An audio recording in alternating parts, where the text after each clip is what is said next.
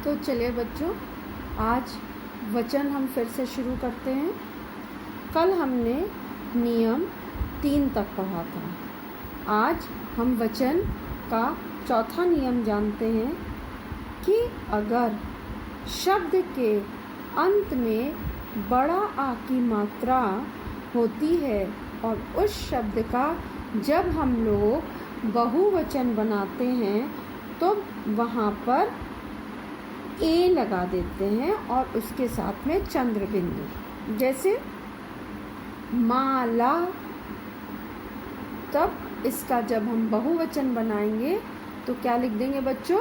मालाएं। मतलब अगर अंत में बड़े आ की मात्रा आ रही है तो उसके साथ में हम क्या जोड़ देते हैं?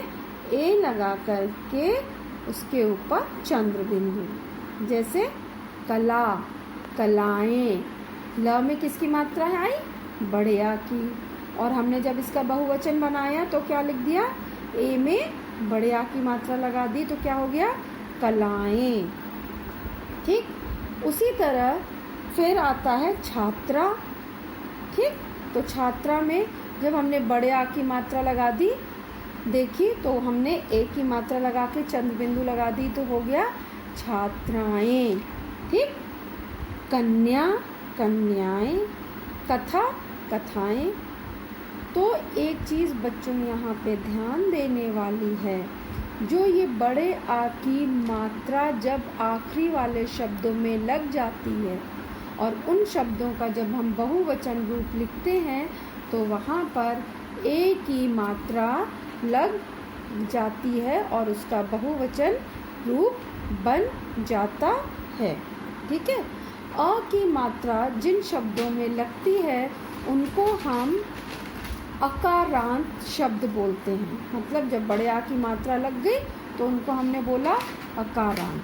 ठीक है, अब इसी तरह से हम आगे देखते हैं कि अब अगर इकारांत या ईकारांत वाले शब्द होते हैं तो उस जगह कैसे हम उन शब्दों का बहुवचन बनाते हैं। जिस तरह किसी शब्द के अंत में यदि छोटी ई की मात्रा आती है तो उन शब्दों का बहुवचन बनाने के लिए हम उन शब्दों के आगे बड़ा या लिख के उसके ऊपर चंद्र बिंदु लगा देते हैं। कैसे? जैसे विधि, विधियाँ, रीति, रीतियाँ। अब यदि कोई बड़ी ई की मात्रा से अंत होने वाला शब्द होगा, मतलब कोई शब्द लिखा होगा उसके आखिरी में अगर बड़ी ई की मात्रा लगा दी जाती है तो वहाँ पर क्या हो जाता है? छोटी ई की मात्रा बड़ी ई की मात्रा जो है वो छोटी ई की मात्रा में बदल जाती है और यहाँ लगा दिया जाता है। जैसे लड़की, लड़कियाँ, लकड़ी, लकड़ियाँ, रोटी, रोटियाँ, है ना।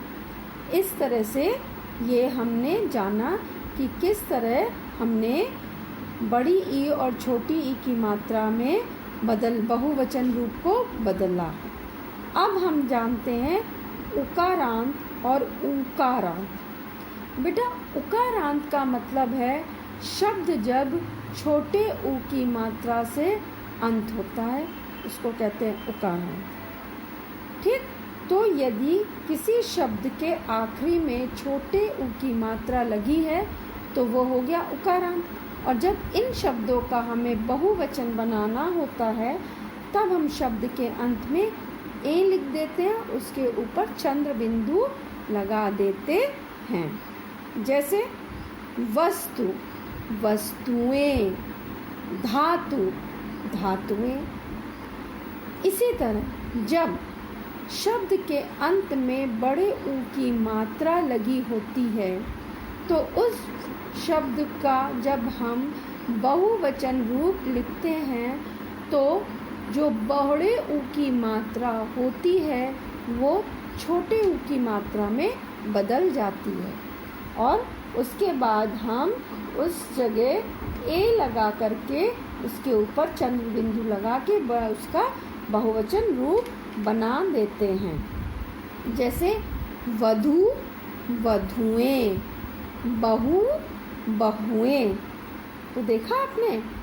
फिर नियम नंबर 8, अगर किसी शब्द में या लगा हो और तब हम क्या करते हैं, उसमें हम या कर देते हैं। जैसे गुड़िया गुड़ियाँ, चिड़िया चिड़ियाँ, बुढ़िया बुढ़ियाँ, पुड़िया पुड़ियाँ।